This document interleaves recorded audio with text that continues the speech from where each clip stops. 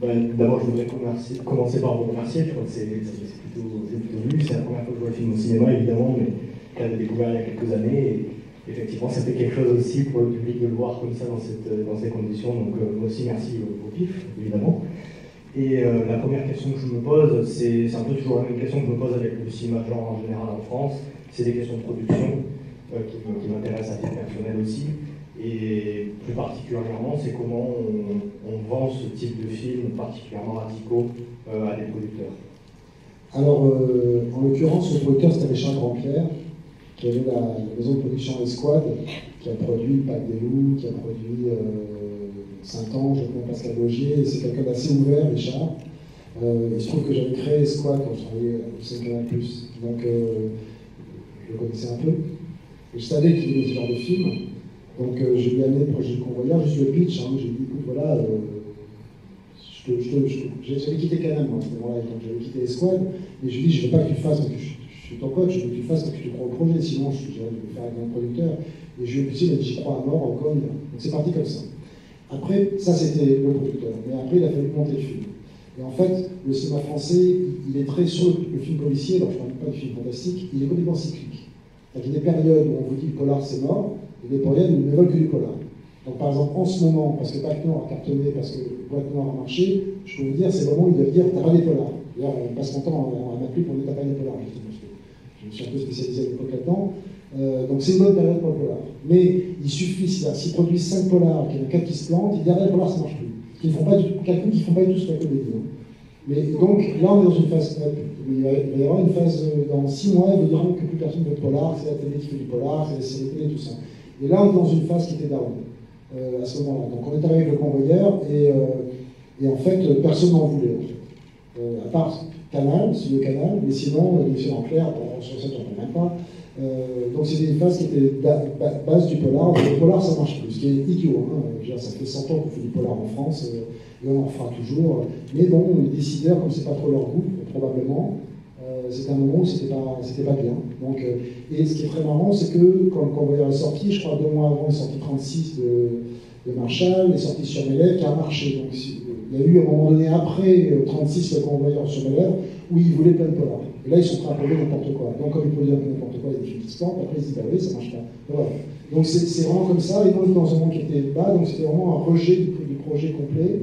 Et ça, c'est compliqué parce que c'est aussi le moment où Canal+ a complètement basculé, c'est le moment où les Lescure est parti, De Grève sont partis, c'est-à-dire des gens qui étaient très favorables à ce cinéma-là.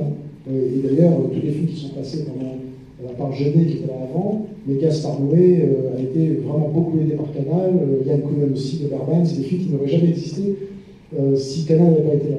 Mais ceux qui aimaient ces films-là dans Canal venaient d'être demandés. Et donc on se retrouvait, nous, avec nos petits projets, à aller voir les nouveaux de Canal sans savoir s'ils allaient aimer ça. Mais notre projet, en termes de production, était tellement bien construit. Genre, Dupontel a fait des efforts, Desjardins, qui n'était pas connu à l'époque, mais qui avait quand même une certaine autorité à la télévision, a fait des efforts. Berléand, tout le monde a fait des efforts pour que le film soit assez irréprochable en termes de montage financier, ce qui veut dire des conditions de tournage qui étaient très sévères, mais le risque était vraiment très minime de faire ce film-là, et donc Canal, à ce moment-là, même s'il changeait complètement de staff, on dit, bah tiens, celui-là, on va le faire, c'est un petit film, on peut tenter le coup. Voilà, je crois qu'il a encore regardé. Une question en haut, en bas. Question en haut. Bonjour, merci encore pour ce film. J'ai vraiment beaucoup aimé, c'est la première fois que je le vois en plus, et sur grand écran, c'est un privilège. Alors j'avais une question, est-ce que vous vous êtes beaucoup inspiré de Jean-Pierre Melville, le samouraï, le cercle rouge? Non, honnêtement non. En fait, les références du film, il y en a une que j'ai oubliée. Parce que, en fait, quand je fais des films, des fois, je mets 3 films. Il faut qu'ils soient assez lointains. Et puis, je trace une droite et je me dis, voilà, le film, il est au milieu. Et j'avais 2 références, mais en énergie pure. En thématique en énergie, j'ai oublié le 3e. Mais il y avait L'homme de Haute Plaine de Eastwood. C'est-à-dire le retour de quelqu'un qui revient se venger, mais qui est spectral. Parce qu'on pourrait très bien imaginer en voyant ce film que Dupontel est mort. Moi, je veux dire, il mange jamais, il boit jamais, c'est un truc. J'ai jamais dit à Dupontel, parce que je pense qu'il aurait fallu jouer un mort, mais j'avais dans mon arrière-fond l'idée que ce gars-là voilà. Donc j'ai l'homme des il y avait Robocop, tout propre pour se garder, hein, on est d'accord, mais pour l'énergie pure du film qui était tout le temps comme ça. Et je sais qu'il a été 3e, et c'était pas Melville. C'était pas mal vu, même si peut-être effectivement maintenant vous dites silence, l'attitude de jouer sur le silence et tout ça, mais c'était pas du tout une référence. Justement, cette violence un peu rentrée, cette amitié en plus entre les différents personnages qui vont vers un peu une mort qui les attend patiemment, ça m'a beaucoup fait penser à Melville en fait. Non, mais je comprends, parce qu'avec le recul, je trouve ça très cohérent. Vous dites l'homoérotisme qu'il peut y avoir dans la relation entre Dujardin et Dupontel, et tout ça, c'est très cohérent, mais très honnêtement, je dirais, sinon, parce qu'il n'y a aucune gêne à faire référence à des grands metteurs en scène, quand je dis Verhoeven ou Eastwood, c'est la même chose, mais je n'avais pas Melville en tête spécialement, en fait. D'accord, merci. Question ou pas? Oui, bonjour. Alors ma question c'était, qu'est-ce que vous pensez du remake américain qui a eu, je ne sais plus, l'année dernière, et est-ce que vous avez consulté ou pas du tout? Alors, ce que j'en pense, je ne sais pas, parce que je n'ai pas vu, parce que ça ne m'intéresse pas du tout. Non, alors c'est rigolo les remakes, parce que quand il y a un remake, on dit ah ça y est, ça a été riche et tout, etc. Ça ne marche pas du tout comme ça. Ça marche en fait, si vous voulez, quand vous faites un film, il y a un intérêt, comme dans vos contrats, vous avez 3% après amortissement, blablabla, il y a tous des trucs comme ça dans vos contrats. Mais en fait, à moins de faire les ch'tis, l'amortissement n'est jamais là. Le Convoyeur, officiellement, aujourd'hui, est toujours un film déficitaire. Il s'est vendu dans 80 pays, il a vendu son DVD, il passe à la télé tout le temps, sur les chaînes locales, ils ont vendu le remake, mais le film est toujours déficitaire. Donc il faudrait qu'au moins je fasse un audit via les comptables, je vous raconte tout, mais c'est intéressant, à Canal+. D'accord? Et bon, si je commence à vouloir faire un procès à Canal+, pour récupérer ce qui pourrait me devoir de Convoyeur, il ne faut peut-être pas que j'arrive derrière pour proposer un film de Canal+, donc il y a une sorte d'acceptation globale de tout le cinéma français qui fait qu'on accepte. Et même, je pense que les gars qui ont fait les ch'tis, on leur a expliqué probablement à 8 millions que le film était bénéficiaire, mais je vous garantis que c'était déjà 4 millions, de toute façon. Il y a un truc global comme ça, une espèce de flou artistique, on n'est pas aux États-Unis, quoi, où chaque chose est checké. Donc, ça, c'est la première chose. La seconde, quand ils vendent le remake, je ne suis absolument pas consulté. Et moi, j'apprends par variété que le remake se fait. Donc, le Convoyeur a été acheté quasiment tout de suite, 3 mois ou 6 mois après, ils avaient adoré le projet. Le scénario, et il est parti typiquement dans un développement très, comme ils appellent ça. C'est-à-dire que c'est une sorte de Loch Ness qui remontait, alors un coup c'était produit par Joel Silver, après avec Eric Bana, puis après ça disparaissait. Mais moi j'apprenais ça dans la presse américaine, jamais on m'a appelé pour me dire tiens voilà ce qui se passe, machin. Et puis après, c'était Sandra Bullock qui devait jouer le rôle. Il était question que le metteur en scène qui a fait le remake de Robocop, c'est pas de cas. le face avec Sandra Bullock, Duvel, c'est un jour m'a appelé en me disant tu sais quoi, il fallait des Convoyeurs. Super, bonne chance, voilà, salut. Puis il ne l'a pas fait en fait finalement. Et puis enfin voilà, donc c'était de temps en temps des trucs un peu baroques qui apparaissaient. Et puis ils ont fini par le faire avec Guy Ritchie et Jason Statham. Et je dois avouer, moi c'est tellement vieux cette histoire. Les films, c'est en effet, puis déjà j'ai du mal à revoir les films, je ne les revois jamais. Donc allez voir un remake du Convoyeur de Guy Ritchie, qui est un cinéaste que j'aime pas. Si ça avait été un cinéaste que j'adorais, je pense que j'aurais été le voir et j'aurais eu super les boules. Je priais pour que ce soit. Je veux dire que c'est pas bon d'être Cosby qui a fait La Totale. La Totale, c'est un joli film, mais bon, quand c'est James Cameron qui fait True Lies, c'est dur, quoi.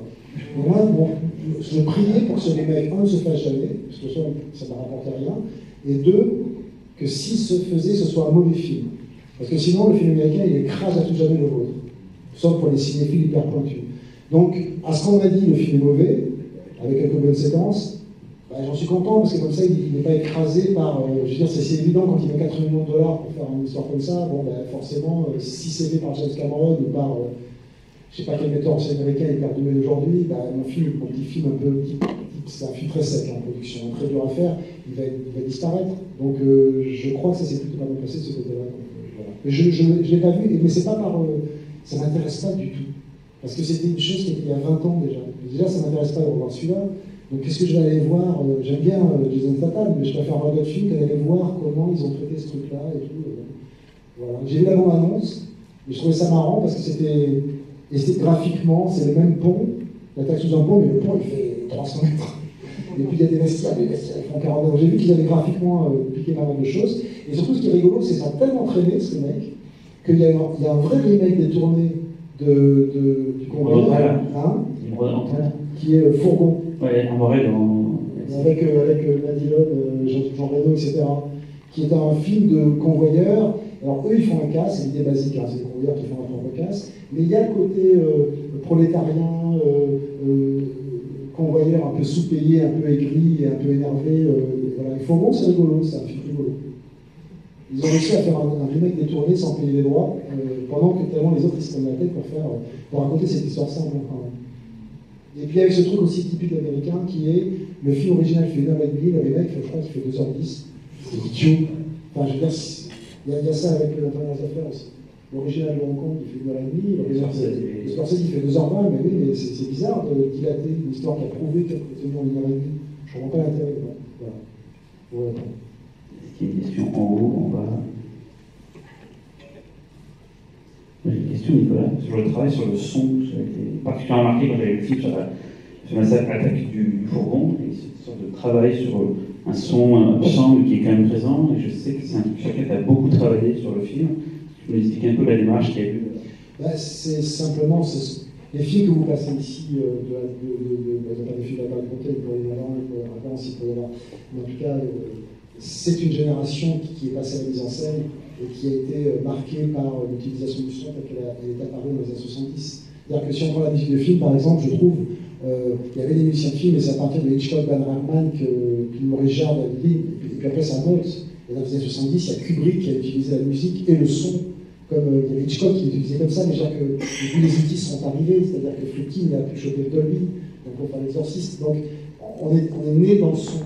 On est né dans la rock culture, on est dans le son, donc forcément, on va accorder beaucoup plus d'importance au son que la génération peut-être d'avant. Ça, c'est une première chose. Alors après, quand vous faites un film, il faut être hyper méfiant si on parmi vous qui sont amenés à faire des films. C'est qu'il y a un directeur de production qui, en général, fait le tournage, un directeur de production qui fait la post-prod. Et celui qui fait le tournage, il va toujours essayer de gratter l'argent qui reste pour la post-prod. Donc il faut être hyper vigilant pour dire, voilà, moi je veux tant d'argent pour le son, je ne veux pas qu'on me dise qu'il n'y a plus d'argent. Parce que sinon, vous arrivez, je vais te faire voir sur mon premier film, ou sur le deuxième, je ne sais plus, mais il y a vraiment, il n'y a plus d'argent. Et on avait dit 3 semaines de mixage. Non, ce sera juste 10 jours maximum. Et donc là, j'avais exigé qu'il y ait ça. Et puis j'avais repéré quelqu'un, Yann l'avait repéré aussi d'ailleurs, qui s'appelle Nicolas Becker, qui était un bruiteur fabuleux, ici en français, un jeune bruiteur, très jeune, fabuleux. Et donc je lui ai dit qu'il allait faire ça au design du film, et donc il s'est défoncé pour ça. Et Nicolas Becker, par la suite, il vient de prendre l'Oscar. C'est un surboulot du son. J'ai eu la chance de l'avoir à ce tout début, donc il s'est défoncé pour le film. Et voilà. Il a fait Gravity aussi, je ne sais pas. Ouais, il a fait Omar Chastry, il a fait un nombre de films monstrueux, il a fait Danny Boyle, c'est monstrueux ça film. Question à l'étage ou en bas. Là, ici.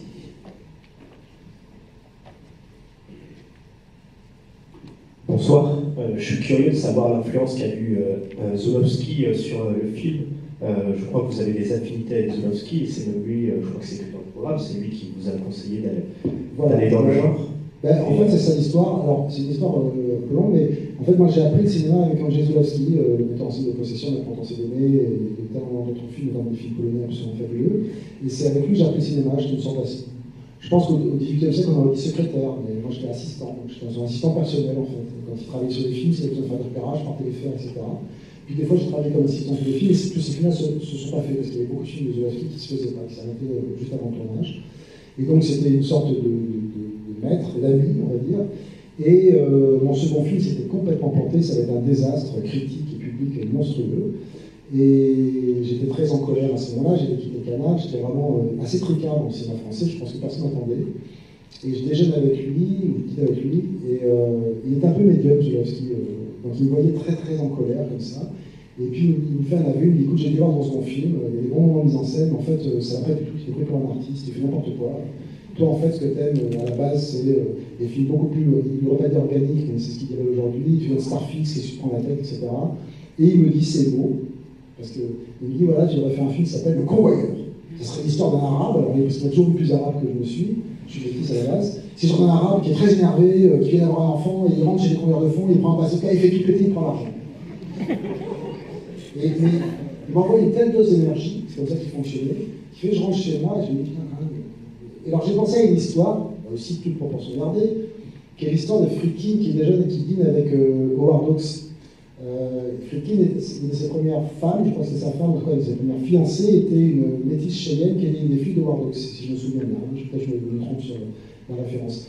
Et toujours dit qu'il dîne avec son beau-père Howard Hawks. Et Friedkin, à ce moment-là, a été oscarisé pour le documentaire. Il a fait un film très light qui s'appelle Les Garçons de la Bande, qui est un film après une pièce de théâtre, très gay, qui se passe à Greenwich Village, je sais, sur la communauté gay. C'est un film très bonne presse, etc., mais très arty. Il était jeune avec Howard Hawks, et Howard Hawks arrive et il fait d'abord un cadeau un peu bizarre. Il offre à Friedkin et à sa fille 2 t-shirts de garçons larges.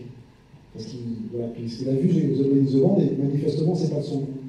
Donc Friedkin s'est dit, mon Dieu, et puis, dans le repas, Howard Hawks dit, mais franchement, j'ai vu ton film là, c'est bien fait, mais pourquoi tu fais des films comme ça?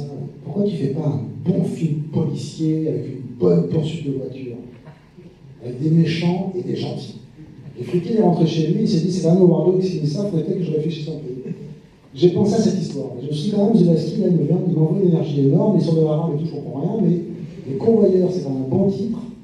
Qu'est-ce que je pourrais inventer, moi, comme histoire? Les convoyeurs de fond, c'est un bon thème. Qu'est-ce que je pourrais inventer, moi, comme histoire, qui me correspondrait? Et voilà, c'est de là que j'ai commencé à réfléchir au pitch. Donc voilà, donc c'est vraiment Zelensky, qui c'est vrai qu'il est remercié au générique. Il m'a envoyé cette énergie que j'ai récupérée au bon, et que j'ai fait le film. Voilà. Alors, je raconte tout parce que non, le personnage, elle est bonne. 3 ans plus tard, Zelensky était très très dur. Hein. C'était un polonais, c'est quand j'ai fait le scénario, c'était vraiment la japonaise. Et 2 ans plus tard, il était parti en Pologne, pour des raisons personnelles, etc. Il était parti définitivement en Pologne. Et 2 ans plus tard, je reçois un coup de fil, il avait reçu le coffret de César, je crois. Il y a déjà le début des coffrets horribles, là.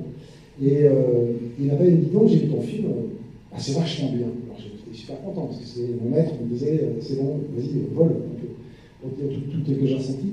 Et non, c'est vraiment très très très bien. Il m'a comment s'appelle l'actrice qui est dans le couloir d'hôtel, etc. Parce que Zelensky était un fou d'actrice. Donc voilà, c'est à la fin, c'est vachement bien. Comment s'appelle l'actrice? C'était en l'occurrence. Tu me rajoutes là, ce qu'il dit? Voilà. Sociale présente à la française et une violence plus sèche et râpeuse qui fait beaucoup penser au polar hard boy que pouvait faire William Friedkin par exemple. Donc moi ce que je me demandais c'est est-ce que cette volonté de faire un cinéma qui fasse un pont entre une culture française et américaine c'était en tête dès le début ou ça vous est venu pendant la réalisation en fait? Non, parce que c'est jamais aussi réfléchi ça. Par contre, le côté social du film, il est venu d'abord par l'enquête qu'on a faite. C'est-à-dire que moi au départ quand j'avais ce projet de film en tête, j'imaginais que les convoyeurs de fonds, c'était des gens qui étaient surpayés, un peu comme les gardes du corps, c'est des gens qui étaient surpayés, voilà, parce qu'ils transportaient pas notre argent, que voilà, ça allait dans un monde. Donc je voyais un film beaucoup plus high-tech au départ, et avec des espèces de trucs, je voyais très américain le film. Et on fait une enquête et on découvre que c'est ces espèces de ce prolétariat quand même très mal payé, tout ça, donc ça c'était plutôt intéressant. Et je gardais quand même le côté high-tech dans la tête en me disant, tiens, je vais faire un film plus ouvrier, mais avec un centre fort, beaucoup d'argent, des fourgons, tout ça, etc.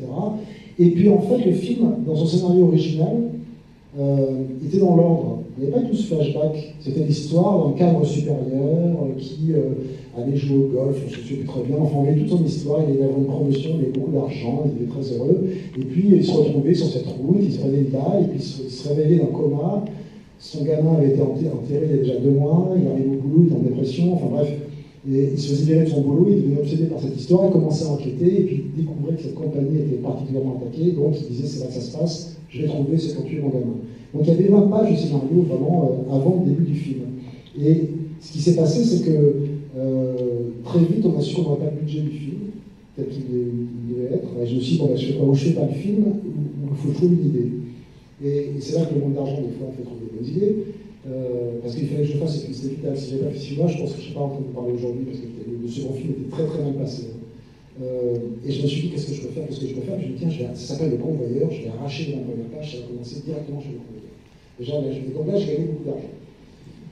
Parce qu'il y avait toute l'impression qui ne se passait pas. Et du coup, je vais mettre le flashback au milieu, ça sera vachement plus intéressant. On va voir le début du film en se pensant que ce type est un braqueur ou un flic, et puis personne n'imaginera jamais que. Donc c'était 100 fois mieux que l'espèce de truc très narratif tel qu'il était fait. Ça, c'est le premier truc. Et après, il n'y a plus d'argent encore, il y a encore moins d'argent. Je me suis dit, oh, Dieu, comment je peux faire? Et là, je me suis dit, mais si je faisais une compagnie au bord du dépôt de bilan, si j'intégrais le manque d'argent à mon sujet, déjà, je sais que c'est les prolétaires, mais si je fais les prolétaires du bout du monde, avec 6 fourgons, il suffit de mettre une réplique qui ne remplace pas les potes disparus, ce qui justifie que j'ai pas 50 convoyeurs en train de transporter 15 fourgons, etc. Donc c'est en intégrant, en fait. C'est ça que je veux dire quand c'est jamais réfléchi, c'est que la vie d'un film, c'est organique, et parfois l'histoire du film rejoint le sujet. Et si on arrive à pouvoir l'intégrer à son sujet, ça enrichit le film, ça le rend plus original, en fait. Et finalement, il est plus original comme ça que si j'avais eu tout l'argent que j'espérais faire, ça aurait été un gros actionneur avec un super-héros, des espèces de convoyeurs partout, etc. Ça aurait pu se ressembler au mec de Robocop, avec des budgets moindres. Hein, mais... Donc voilà l'histoire le côté social du film est rentré de plus en plus de par l'enquête, puis par l'histoire du film. Voilà. L'histoire, par exemple, qui est rigolote, c'est qu'on n'avait pas eu l'autorisation de la BRICS. La BRICS ne voulait pas qu'on prenne leur nom. Et on a dit les Américains, et tout le monde pense à la BRICS. On va être acheté par les Américains à l'époque, hein, aujourd'hui c'est pas seulement parce que le cash est beaucoup moins important aujourd'hui qu'il l'était, je veux dire, en 20 ans, la numérisation d'argent est beaucoup plus importante qu'elle était il y a 20 ans. Mais il y a 20 ans, quand les gens voyaient le film, ils disaient les Américains, ils pensaient tous à BRICS, à BRICS, à BRICS. Voilà, parce que, voilà. Et donc les gens de la BRICS, certains nous ont félicité pour le coup de pub indirect qu'on leur a fait, en fait. Sachant que c'est plus les Danois avec les gens. Je me disais d'ailleurs que Vigilante, c'était un rappel par rapport au film de William Lustig, c'était une sorte d'hommage. Ah oui, alors la Vigilante, c'est parce que c'était, comme c'était, enfin c'est une histoire, mais en fait, celui-là, je le considère vraiment comme mon premier film. C'est les 3 films que j'ai fait, parce que j'avais pas fait de court-métrage. Donc en fait, mon premier film, c'était comme un grand court-métrage. Le deuxième film, c'est un film à sketch pour continuer à apprendre mon métier. Mais j'ai jamais mis, c'est le premier où je mets un film 2. Je ne considérais pas avant que c'était, je mettais mes en scène, sur le même carton que le producteur. Voilà, je ne considérais pas que je connaissais assez mon métier pour pouvoir signer un film. Donc je considérais que c'était mon premier film. Et comme dans Starfix, le premier texte que j'ai écrit, c'est un texte sur Vigilant de William Lustig, je me suis dit, tiens, je vais faire un petit clin d'œil à ce film de Lustig qui est super. Question en bas, en haut. Moi, s'il vous plaît, bonsoir. Je suis là. Merci pour le film déjà, et merci au PIF parce que moi je ne connaissais pas du tout, je l'ai découvert sur le grand écran, donc autant mieux. J'avais une question, pas du tout par rapport au cinéma, c'est-à-dire plutôt par rapport au sujet et aux recherches que vous avez pu faire, comment ça s'est passé. Parce que moi, personnellement, quand j'ai vu ce film, en fait, du début jusqu'à la fin, j'ai été complètement dedans. J'ai trouvé ça hyper réaliste. Enfin, j'ai trouvé ça réaliste, mais sans connaître. Enfin, en fait, j'ai un métier qui... Je ne travaille pas là-dedans, mais j'ai un métier qui, on va dire, peut me faire des petits rappels du même genre, ce qui fait qu'en fait, je me suis trouvée très happée dedans. Et j'étais curieuse de savoir comment s'étaient passées les recherches. Est-ce que vous avez, je ne sais pas, au-delà d'une enquête, est-ce que vous avez été en immersion ou est-ce que la vie quotidienne de ces gens, en fait, est fictionnelle? Alors, oui, c'est complètement fictionnel, c'est certain.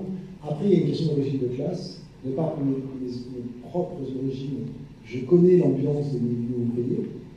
Donc c'est comme une couleur, c'est comme une musique, c'est un type de blague, un type de comportement. Donc ça, c'est une chose que je connaissais de ma propre existence. Comme disait Pléchin, fait les filles sur la grande bourgeoisie, on voit bien qu'il la connaît très bien. Je dis non, c'est sans ironie que je dis ça, hein, c'est flagrant. On raconte très bien ce qu'on connaît de son enfance et son adolescence. C'est la première chose. L'enquête a été compliquée parce qu'on n'a pas pu rentrer à l'abri, on pouvait rentrer nulle part. Personne ne voulait qu'on rentre. Donc finalement, on est allé chercher, c'est un peu la même chose que le sujet du film, on est allé chercher les exclus, ceux qui avaient démissionné, ceux qui étaient au chômage. Et on a enquêté auprès des convoyeurs qui étaient plus dans le coup, quoi, qui nous racontaient du coup, qui pouvaient nous raconter très librement à quel point vraiment c'est des gens qui étaient vraiment mal payés, quoi. Une histoire de 1 balle, je crois même que c'est vrai qu'ils avaient des scènes d'entraînement, ils avaient le droit qu'à 1 balle tous les 6 mois, sachant que les policiers avaient le droit à 10 balles chacun. À l'époque, c'est ce qu'on n'imagine pas, mais quand il y a entraînement de flingue, ça coûte de l'argent, il y a des budgets pour ça, quoi. Donc les convoyeurs, je crois que c'était 3 balles, je crois. Ils avaient le droit à 3 balles chacun, 3 balles, ça aurait été loin pour la séquence. Et donc ils avaient des entraînements tous les 6 mois, 3 balles, donc on se dit, non, c'est fou. On a des gens qui se baladent en ville avec des flingues, qui s'entraînent à tirer 3 balles tous les 6 mois, tu vois. Donc on s'est rempli, en fait, de la désespérance et de la mélancolie de ceux qu'on a rencontrés, pour après inventer notre propre centre-fort, en fait. Donc, on n'a jamais pu rentrer dedans. Et ce qui nous a fait plaisir, c'est qu'il y a des gens qui travaillaient et qui disaient, tiens, votre centre-fort, il est crédible. C'est vrai que le parcours de l'argent, c'est comme ça que ça marche, on fait des sacs, tout ça, etc. C'est pas côté de la plaque, quoi. Mais c'est complètement une invention. De toute façon, dans ma tête, le film était... Il frayait avec le fantastique, je ne me sentais pas tenu au réalisme absolu, quoi. C'est pour ça que les convoyeurs, on ne les voit jamais en dehors de leur... C'est des schtroumpfs, hein. On ne les voit jamais manger au restaurant, on ne les voit jamais en dehors de cet univers de convoyeurs, donc je me sentais autorisé à pouvoir faire un peu de débordement par rapport au réalisme, mais finalement le film a été perçu comme très réaliste, y compris par ceux qui connaissaient ce métier. D'accord, merci. J'ai une question sur le casting. C'est semble évident maintenant, Jean Dujardin. Mais à l'époque, comment tu as eu l'idée de lui pour ce rôle-là en fait? Alors, le casting, il a écrit pile top. C'est pour ça que je me suis mis au casting. Hein. C'est-à-dire que c'est écrit pour Dupontel, c'est écrit pour Dujardin, c'est écrit pour Gilles Gaston-Rufus, c'est écrit pour Julien Passionnel, que j'ai rencontré pour un film qui s'était fait. C'est écrit pour Claude Perron, évidemment. Horatica, c'est pas écrit pour elle, c'est son agent qui m'a conseillé. Mais j'ai pas fait de casting, j'ai pas vu 15 acteurs pour un rôle et tout ça. Donc Dupontel, bon, c'était évident, hein, je le connaissais déjà de Bernie, qui est un film que j'avais aidé quand je l'avais plus, on savait qu'elle je pensais qu'il avait cette puissance-là, évidemment, et puis là, hein, il a prouvé pendant tout le film, il était exceptionnel pour tout le long du film. Je veux dire, si le personnage prend feu, c'est parce que c'est Albert. Hein. C'est-à-dire qu'au départ, c'était pas comme ça, dans le film, je ne sais plus ce qui se passait, puis après, je me suis dit, il y a une de d'essence, peut-être que. Et donc, à un moment donné, je me suis dit, ce serait incroyable que le personnage prenne feu à la fin. Et donc, je dis à Albert, on était décidément avec le cascadeur, et je dis à Albert, tu pourrais prendre feu. Et il regarde le cascadeur, il dit, c'est quoi le record? Le record, je crois que c'était 25 secondes, et je crois qu'il, ou 24, enfin, si, il a 2 secondes de plus que le record du gars qui est en feu sans bouger. C'est un feu sans bouger. Donc voilà, ça c'était Albert. Donc il a été c'est un cadeau énorme, donc je suis heureux de l'avoir. D'ailleurs, c'est très rigolo le casting avec Albert, parce que le producteur voulait Cassel. Moi, je n'étais pas en mesure de refuser Cassel, qui était le plus grand vedette à l'époque. Et les choses sont en train de changer. Et donc, je rencontre Cassel, mais il y a une façon de parler aux comédiens, même devant le producteur, vous leur dites, oui, ça serait bien qu'ils fassent le film, mais au fond de votre œil, j'ai appelé ça du whisky, il y a un truc qu'on ne fait pas passer. Quoi. Et l'acteur part, et il ne fera jamais le film, il le sait, vous le savez. Mais le producteur ne le voit pas. Je ne sais pas comment dire. Donc, j'avais réussi à échapper à Cassel. Et donc, j'ai dit, bon, non, je donne 15 jours à Cassel pour répondre, 15 jours dit non. Je dis, non, voilà, moi, mon choix, c'est Albert. Donc, je dis, Albert, j'ai peut-être un film pour toi, et je crois qu'il me respectait pas mal, malgré mon film, qu'il avait bien aimé. Et alors, il m'a donné rendez-vous à la Fort du Trône. Et on a fait une journée de manège. Et les manèges les plus. J'ai une mauvaise oreille interne, je déteste les manèges qui bougent beaucoup. Et il m'a fait faire les manèges les plus infernaux, je ne l'ai pas dit évidemment. Donc on a fait la bulle qui sort en l'air, qui redescend, les trucs. On s'est éclaté toute la journée en fait. Tiens, c'est marrant, il a envie de jouer en fait. Je lui ai filé le scénar. Il était dans une phase de sa carrière qui était un peu en dessous, c'était le début de sa carrière, et puis il avait un peu créé du permis parce que le créateur n'avait pas marché, puis il devenait un peu difficile sur les plateaux avec la réputation qu'on lui faisait. Et à 6h du matin, je reçois un coup de fil, c'est Albert, il m'a dit est-ce que tu tourneras exactement ce scénario? Je dis on fera des changements en fonction du tournage, oui, mais c'est le film. Ok, je le fais. Et donc à partir de là, il n'y a plus aucun problème. Et la seule engueulade qu'on a eue, c'est à cause du Dujardin. Et quand je lui ai dit c'est Dujardin, il m'a dit écoute, qu'est-ce que c'est cette histoire? Parce que lui, Dujardin, quand on parlait de Dujardin au producteur, personne ne voulait Dujardin. Personne. À l'époque, il faisait qu'un gars de film. Mais personne n'en voulait. Et donc, j'ai fait le même coup qu'avec Cassel, avec Daroussin, avec Lindon, des acteurs que j'aime bien, ça n'est pas le problème, avec Melki, je l'oublie. Alors, chaque fois, oui, ça serait bien que tu fasses le film, machin, je me débrouillais pour qu'ils disent non, en fait. Et surtout, j'avais une bonne secrète par rapport à Dujardin. Et finalement, le combat, c'est ça, faute de combattant, c'est-à-dire qu'il n'y a plus personne. Donc j'ai dit, voilà, je suis allé chercher Dujardin. Et de toute façon, il n'y a personne à voulu faire. Et donc je vais voir Jean Dujardin à l'époque, je le vois le lundi, c'est là qu'on savait qu'il voulait le faire. Je lui donne le script le mardi, le mercredi, il me répond évidemment. Il avait super envie de jouer Dupontel. Et en fait, je lui donne la bonne secrète que j'avais pas fait avec les autres. C'est quand je lui file le scénario, il dit tiens, je te donne le scénario, c'est toi que je fais depuis le début. Et juste, un truc que je vais te dire que je n'ai pas dit aux autres, c'est le traître. Parce qu'évidemment, le personnage est écrit en creux, parce que le traître, il est toujours un peu derrière, il fait les marioles et tout ça. Après, au tournage, c'est du devant, on a créé cette espèce d'amitié étrange. Mais dans le scénario, le personnage était assez faible, donc les acteurs disaient ouais, bon, enfin, en gros, c'est faire valoir du Dupontel, faire valoir du Dupontel, Et à la page 98, ah oui, c'est le traître, les acteurs étant ne disant qu'une fois, en gros, hein, l'acteur vous dit j'ai relu le scénario, c'est pas vrai, il a relu ses répliques. Et donc là, ils arrivent à la fin, ils ont c'est très ouais, bof. Parce que mais Dujardin, qui est un grand acteur, et les autres, leur auraient ça, ils auraient hésité. Ils voyaient très bien comment il y avait un truc à jouer en creux dans chaque scène pour arriver à faire ces traits. Voilà, donc Dujardin a répondu tout de suite. Là, j'appelle Albert pour dire ça y est, je l'en parle derrière, c'est Dujardin, il dit quoi, le petit con de la 2, parce qu'il n'a pas la télé. J'ai dit, tu sais même pas qui c'est, ouais, non, sympa, il faut un acteur, tu comprends, non, bref. Et je lui dis, écoute, parce que c'est comme ça, je conteste mon casting, bah écoute, je suis désolé de t'apprendre que le genre de l'ordre derrière ce film n'est pas toi. Et j'ai raccroché. Mais j'étais très mal, parce que s'il ne l'appelait pas, le film était mort. Et il m'a rappelé après, non, ne le prends pas comme ça, tu comprends, je ne le connais pas, etc., etc. Mais il y avait quand même un enjeu du jardin, du Pontel à jouer sur le truc. Et il y a un truc qu'on peut voir dans le film qui est vachement bien, c'est que le premier jour de tournage, donc après les acteurs ont été formés pour conduire des fourgons, c'est des vieux fourgons impossibles à manier, un cauchemar ces fourgons, mais bon, ils ont appris ça en 4 heures et tout ça. Et le premier jour de tournage, c'est un jour justement dans la forêt, quand ils roulent tous les deux, et il y a Dupontel qui est assis, il y en a qui conduit, et il y a un moment, on le voit dans le film, hein, où Dujardin, il regarde, Dupontel regarde Dujardin, et Dujardin conduit, il le regarde. Et il prend un risque.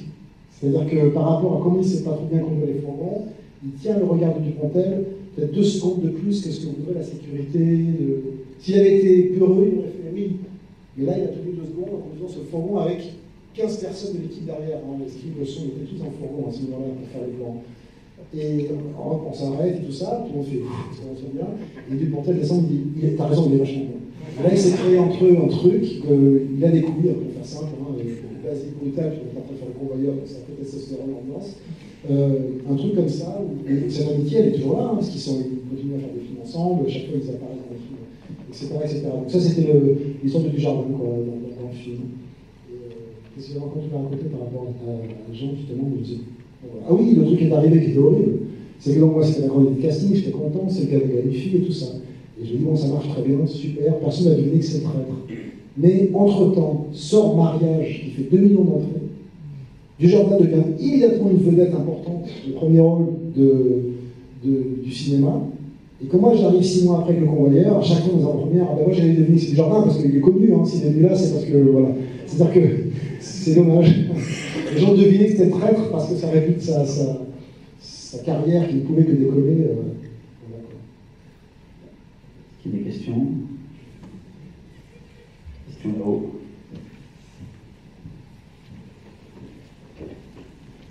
Oui, c'était par rapport au générique de fin, qui est assez surprenant, je trouve, pour vos personnages. Enfin, c'était très perplexe, mais il n'y a pas du Pontel qui est dans ce générique. Et comment vous avez eu l'idée de faire ce générique? En fait, parce que je trouvais que la fin, c'est marrant, parce que Gaspard Noé m'avait reproché ce générique, justement. Mais je trouvais que la fin du mort au bord de la route, par rapport au film que je faisais, à un moment tel que je le ressentais, hein, quand je faisais le film, avec le budget que j'avais, tout ça, je n'étais pas vraiment certain d'arriver à avoir le maximum d'efficacité mélodramatique que je souhaitais, j'en savais rien. Et je trouvais qu'il y avait quelque chose d'un peu prétentieux dans ce personnage, comme ça, avec ce grand mouvement, ce grand zoom, tout ça, etc. Je trouvais quelque chose d'un peu emphatique. Et comme tous ces caractères, on s'y attachait, je pensais aux 12 salopards, et je me suis dit, tiens, les faire tous revenir, comme ça, pour dire c'est que du cinéma. Enfin, voilà, c'est la réflexion de la subtilité pour un artiste qui m'avait dit sur mon film, ce qui était vrai. Je me suis dit, non, je vais rester juste au basique niveau B, et dans les films B, cette notion de caractère, les 12 salopards, j'ai pensé à ça. C'est une façon de dire au revoir à tous ces personnages, et Albert était tellement en train d'emporter le morceau dans ce film, c'est une façon aussi de resservir tous les acteurs. Parce que je pense qu'à la fin, il y avait eu Albert Dupontel puis des trucs, les gens n'auraient pas pensé à Gilles Dreyfus, n'auraient pas pensé à Julien Boissonnier, ça aurait été quelconque. Donc c'est une façon de leur rendre hommage, et il n'y a pas Dupontel, parce qu'il n'a jamais été dans la troupe, dans le groupe, pour moi. C'est un film qu'on peut très bien imaginer, je me disais ça aussi quand je tournais, je me disais ça pourrait très bien être un truc qui imagine au bord de la route. Il a pris une balle lui aussi, et tout ça c'est ce qui s'imagine entre le moment où il va mourir et...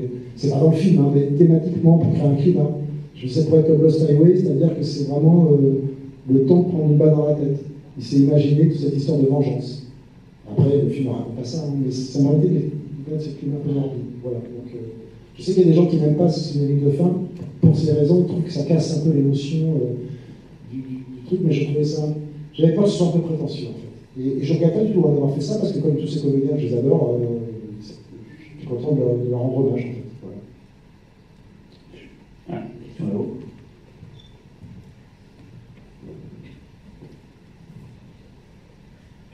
Oui, dans le générique de fin, on découvre notamment le nom du personnage de Holoman. Quelle était l'envie par rapport à ce personnage? Est-ce que c'était de justement brouiller les pistes ou c'était une envie comique? Ça, c'était un ratage du film, en fait, parce que j'avais pas les moyens, j'ai pas eu les moyens. Ce personnage-là, c'est l'espion, en fait. Il est toujours là en train d'observer, il n'est jamais rien. Et en fait, à la fin, dans le massacre de fin, on ne le voit pas parce que c'est trop cheap. Il faut bien le dire, c'est que c'est celui qui est au contrôle de surveillance. Il y a juste un point avec plein de balles et on voit 3 écrans derrière. Le décorateur était un foutu de me sortir avec le budget qu'on avait, je le comprends. Une vraie salle de surveillance vidéo. Donc voilà, les caméras qu'on voit au début et tout ça, normalement il y avait une salle avec plusieurs écrans, c'était ce gars-là qui était là, et donc je dirais sa nature même était d'être une fouine. Voilà. Donc Holoman, c'est en référence à Verhoeven, voilà, l'homme invisible mais qui est partout. Voilà. D'accord. Je vais vous poser la dernière question. Est-ce que tu peux nous parler de cette scène avec le sapin de Noël? La scène c'est bizarre, le sapin de Noël est un acteur assez bizarre aussi. Oui, le sapin de Noël, c'est qu'en fait c'est un argument, un acteur qui m'a supplié de jouer dans le film, qui était un type qui débarquait tout le long de la production, qui était un peu inquiétant, qui s'appelait Christophe Lemaire, et qui disait je veux jouer dans ce film, je veux jouer dans ce film, je veux jouer dans ce film, ou je me tue. Donc ça nous met une grosse pression. Et puis après, donc on dit ok, on va te trouver un petit truc dans le film. Ok. Et là, elle a commencé à dire je veux jouer dans le film, je veux être dans le film et je veux être nu sous une veste. Je veux être nu sous une veste. Ok, sinon je me tue. Alors on a mis nu sous une veste. Après, elle dit je veux jouer dans un film, je veux être nu sous une veste, mais je veux faire l'amour avec un sapin. Je veux faire l'amour avec un sapin. Du coup, on a inventé l'histoire de Noël, parce que sinon c'était absurde. Donc on a dû mettre Noël dans tout le film, juste pour que Christophe Lemaire, ici présent, puisse jouer nu sous une veste et faire l'amour à un sapin. Donc, on applaudit très fort Nicolas.